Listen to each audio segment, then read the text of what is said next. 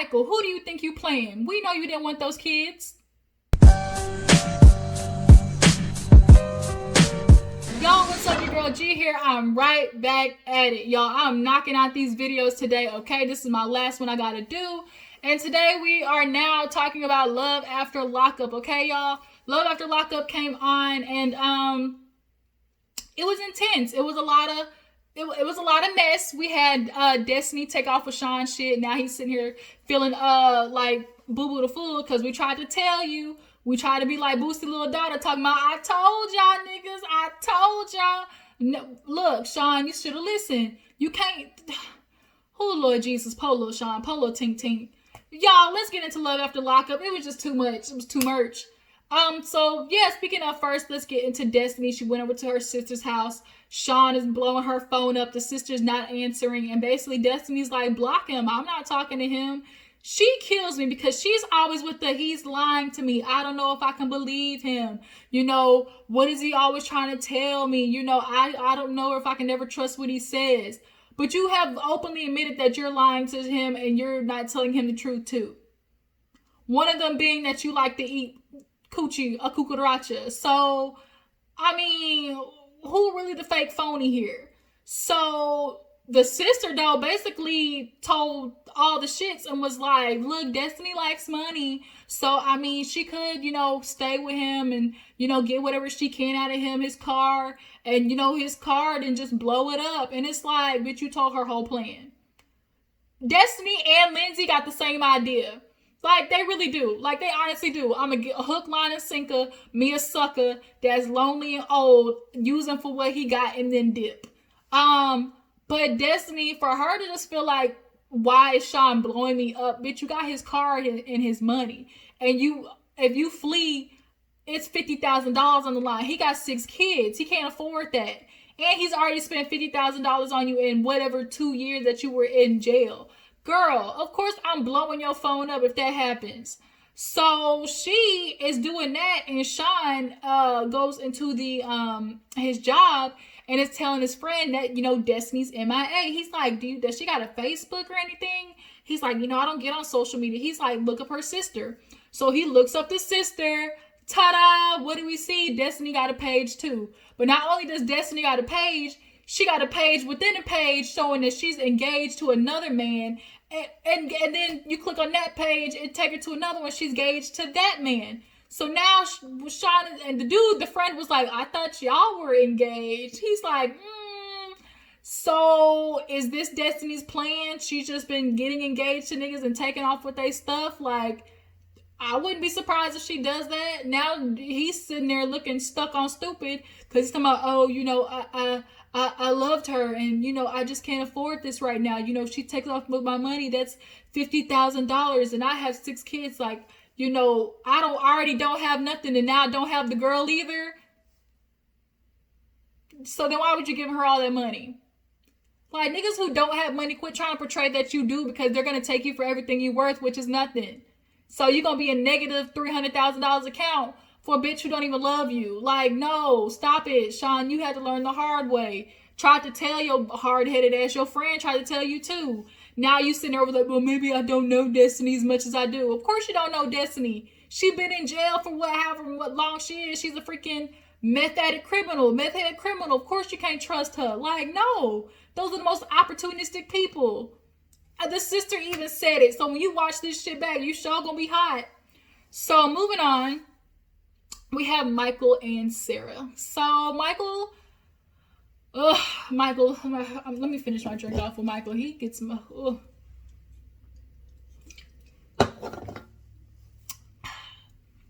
had to go and finish that bad boy up off when it comes to Michael, because he ain't shit, y'all. Just ain't shit. Just nothing.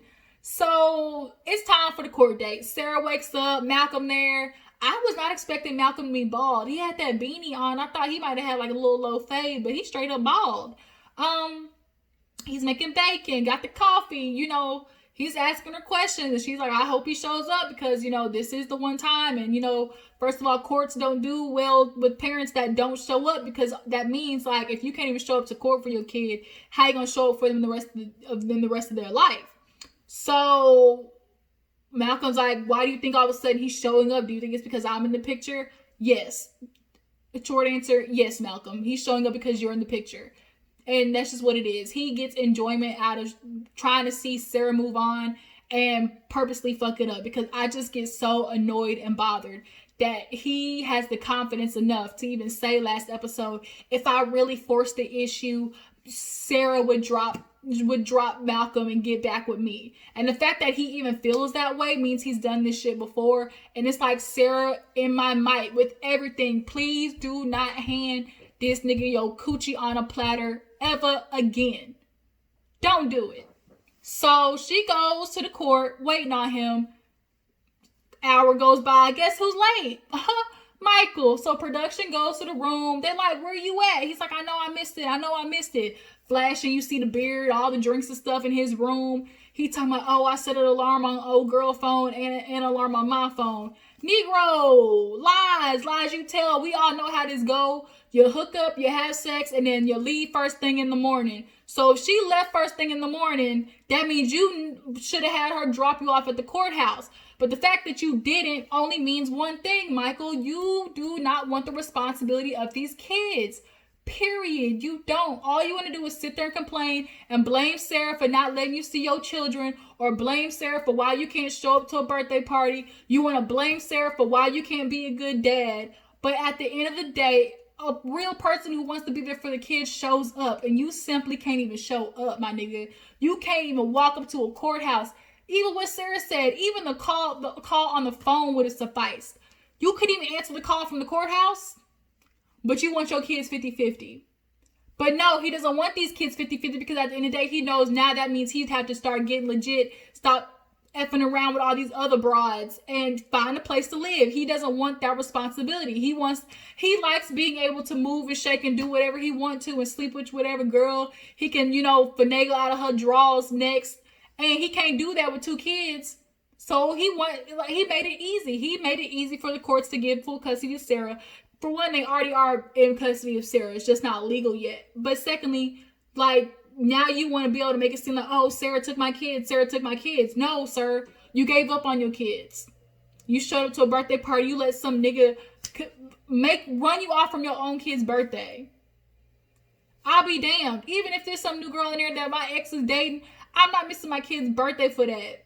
No. Michael, you make me sick. You really trying to fool people thinking that you a good dad, and you not. You a fuck nigga. No. Oh, y'all, he gets under my skin. Talking about, I set an alarm. I just slept through it. So Sarah gets to the house and calls him and was like, what happened, Michael? He's like, I didn't wake up. She like, go figure, probably with some drinking and some hoes. He can't keep his dick in his pants. Sarah knows the deal. She's been with Michael so long. She knows what it is. So he basically tells her, I'm going to come to you, and hang up. So Malcolm in his head, he over there on the couch trying to do mathematics, a little algebra, talking about, okay, so the meeting was at 10 a.m. and then it's 3 o'clock now. So that means, to carry the 1. Like, Malcolm was like, what the, really? Bruh, what's going to start happening is if Malcolm stick around, they're going to start calling Malcolm daddy. How that going to feel? So, speaking of calling men daddy, let's move on to Chevelle and Quaylin. So, matter of fact, let me call him Quavo, because that nigga, he done got out of jail and seen the new swag, and now he look like straight up Quavo 2.0 knockoff version. He looked like the Ross version of Quavo, the Target version of Quavo. He looked like the Family Dollar version of Quavo, the TJ Maxx version of Quavo. Okay, let me quit. So Quaylin Quavo goes to his mom's house and, eating food and dinner. And they're like, what you doing here? He said, man, I can't see my family. I just want to see my family. And they were like, well, Chevelle don't ever want to come. He like, this ain't no Chevelle trip. So he's sitting out eating. The sister's like, I know you. What happened? Why you just popping up here? He said, me and Chevelle, we got into it. So, I'm sleeping on somebody's couch. He said, what? Why you sleeping on the couch? Like, what did you do? He said, man, I ain't did nothing. We just got into an argument. She might have found something on my phone. And the mama looked at him like, this nigga here, look who I raised. he starts explaining in more detail what happened. How he's like, yeah, I told her I was talking to some girl. Like, I told her she was, a friend of mine. And, both of the sisters, and they both were like, really? Like, y'all have no reason to be mad at Chevelle now because your brother is out here doing the dirt. And y'all being women understand why she would kick him out, which is why I couldn't neither one of y'all say anything. So she's like, all I keep hearing is Chevelle. But what about Quaylin? What do you want to do for your future? He's like, no, it's going to be Chevelle because I need to figure out how to fix it. That woman was riding for me. She wrote me. She came on the trips. She was there for me when y'all wasn't. Clearly, he's been holding this shit in. He went to segregation, probably was thinking about it. And the sister's like, what? I wasn't there for you. He said, no. Like Chevelle, she gave me one thing, consistency. He said, y'all wasn't driving up there 3 hours to see me. She was. She wasn't the one, like, constantly, you weren't the one constantly writing me letters. She was. And the sister got offended. So the younger sister of the two was like, look, you got to meet her where she's at. She did what she could. So Quaylin gets up, goes outside, and slams the shovel on the concrete. He been holding that shit in, y'all. He been holding that in. And I can imagine being a part of a family and not hearing from them at all. Like, your sister, he said for years, like, didn't even write a letter. But you got Chevelle here constantly writing you letters every week. And I'm sure as a brother, to have a woman you just met over your sister write you more, come see you more, like, I'm sure resentment would start to build. And the sister at first, tried to get mad and be like, don't say I wasn't doing shit. But she walked outside and realized, like, you know what? I did kind of fail you on that. I wasn't doing what I could. I'm sure life got in the way for most people. Like, life gets in the way. Probably was dealing with some niggas of herself. I don't know if she got kids, at work, she probably just got caught up. And unfortunately, that's something that's going to hurt your feelings and, maybe you'll be able to get over. But Quaylin, I'm a little worried about you because seeing you throw that shovel lets me know you got a little sprinkle of crazy in there. But the sister said, we didn't tell you to rob somebody and get locked up. That shit hurt me. So, guess who's back, y'all? Amber. Amber is Puppy's playmate. Remember Vincent, ugly ass weird Vincent. So Amber's legit now. She's trying to train to be a manager at a bar, but her mom is coming out, y'all. And her mom was one of the biggest queen pins in that area, selling bricks by bricks by bricks. And she, as a sister, got into it, and now they both got locked up. So she's out first. They haven't seen each other outside of jail in a long time. So she is going to meet the mom, and the friends asking her questions like, oh, is she on probation? Like, what are you going to do? Asking like, what does she do in her free time? Because now she has this job, she understands this shit is not easy. Like, you work, get tired, go to sleep, take a nap. I always call it a nap. Take a nap, and you got to wake up and do the shit all over again. Yes, she's glad to be able to, work and be legit. But I'm sure it's so annoying to go from making $15,000 a week, being able to go through hotels, gamble, and blow a bag, to making this funky ass $10, $50 an hour and trying to make it push, So she's worried her mom is going to get out and get her in trouble, because when you are a criminal, you can't be around another inmate. So if her mom, I think her mom is not going to stay with her. She's still staying at Puppy's house. But the thing is, she's concerned her mom is just going to go right back to the streets, because that's what she knows. That's what she's good at. And it's so easy to try to go pick up a bag that you can sell real fast and make more money that time than you would working a week at this bar.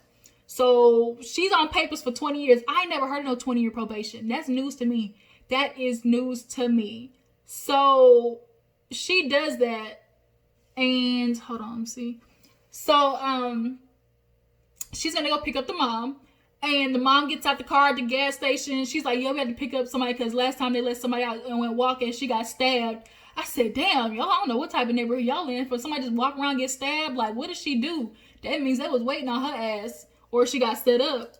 So the mom gets out. They look just alike, and the mom is super happy, crying because she's like, "I got my daughter in this mess.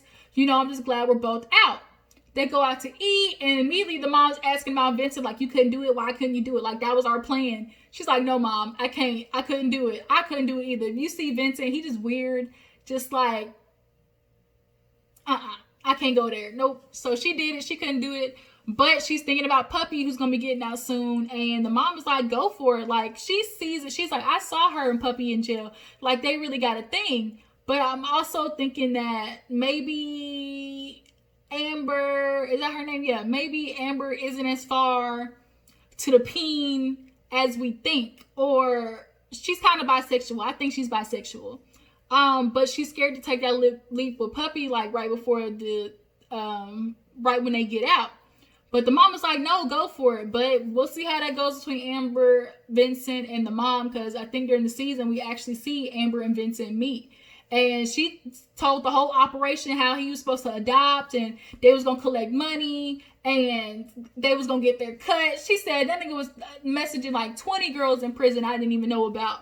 So she was like, she couldn't do it. She wasn't going to go on with the plan. And she going to have to go about it the right way. She felt bad. And I'm glad that Amber is really trying to be legit. Like, that's super hard, I can imagine. So, after them, we have Sarah and Shane. So, we remember Shane and Sarah had the triplets. Well, 2 of the triplets dissolved, basically. Or they removed them hoes. I think they got them removed and then are just playing it off like, playing it off like they had lost the baby. You know, because you can do that. You can remove, like, eggs that fertilize. I personally think that's what happened. They just on their Viola Davis and is trying to convince us that that's what happened. But nonetheless, Sean is talking to his friend, or Shane is talking to his friend, and, you know, saying, like, it's going to be difficult because when John gets out, like, is he going to come back and start messing with this because our life is great? You know, this is some bull. I'm not going to go through with him. And it's like, too bad, buddy. Like, he coming back and he gonna be mad at Sarah because she set his ass up. Sarah set his behind up. It was like, dang, he in jail, and now you got back with that girl, even though your family told you to leave that wench alone. You got with her, and now you back in jail, and you gonna come right back out and see that she with Shane and pregnant and knocked up. Like, what you gonna do, John? What you gonna do? So, yeah, because remember, she's like, I called the police on John and he got arrested and they took him to jail and he was on no bond. So Sarah for sure set his ass up. But, you know, all Shane can ask for is that hopefully John don't try to be with the shits again now that Sarah's pregnant. So, after that, we have, I feel like I'm missing somebody. Michael, Destiny, Quaylen, Amber, Michael, Destiny, Quaylen, Amber. Sarah, Michael. I feel like I'm missing somebody. Oh, last but not least, Brittany. Sorry, y'all, I'm back. Had a phone call, but last but not least, let's get into Brittany and her mom. Brittany goes to this Desert Moon hotel to check on her mom because her mom, y'all, she went on a bender, was bad. Last time we saw the mom, it was bad. She was just, her nose was all beat up, scratched up, was bleeding from the face. You could tell she was on that stuff. You know, it's different when you say drugs. Oh, she does drugs. Nah, bitch, she was on that stuff. That stuff.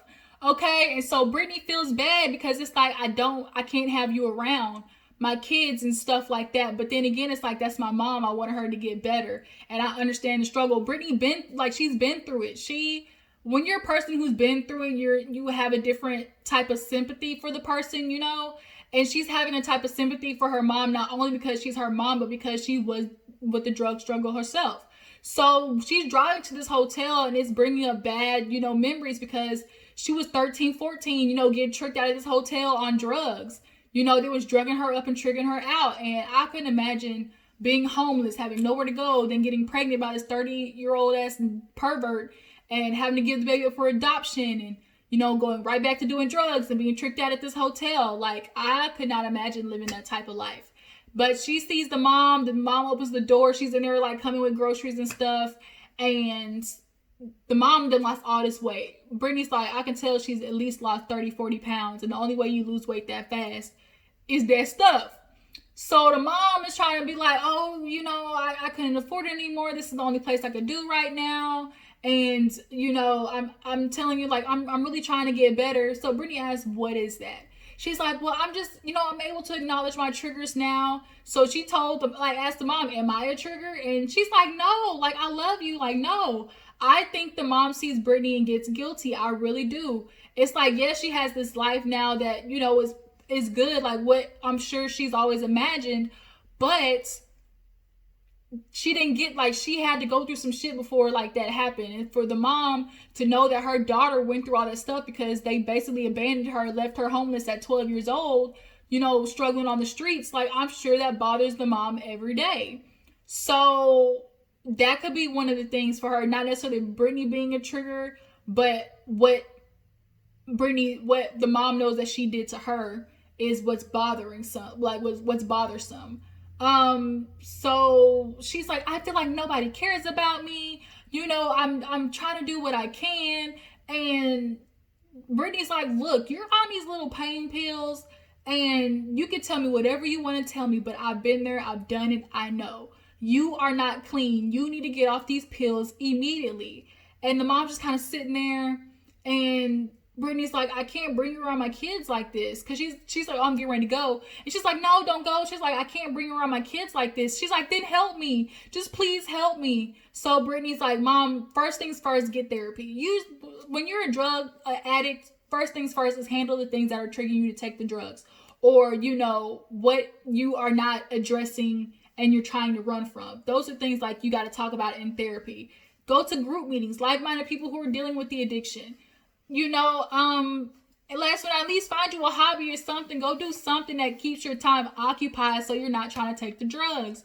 So she tells the mom, look, I'll be there for you, but she's kind of hesitant because it's like, I don't want to get my hopes up again watching her get cleaned and like go right back. I'm sure that would devastate Brittany, but she can't help it because she knows the struggle. So yeah, that was kind of it for Love After Lockup. A little bit of yang. Of course, Michael being an ain't shit daddy, like, he just makes me sick. I don't know how girls keep dealing with him. I just really, oh no, I forgot the devil dick. But that's all he got. You gonna be broke with good dick, and that's gonna wear off after a while when you can't pay no bills, buddy. So, Love After Lockup, you guys. Tell me what you thought about the episode. I appreciate you for tuning in. Before you go, like this video, subscribe to my channel. I'll catch you guys later. Deuces.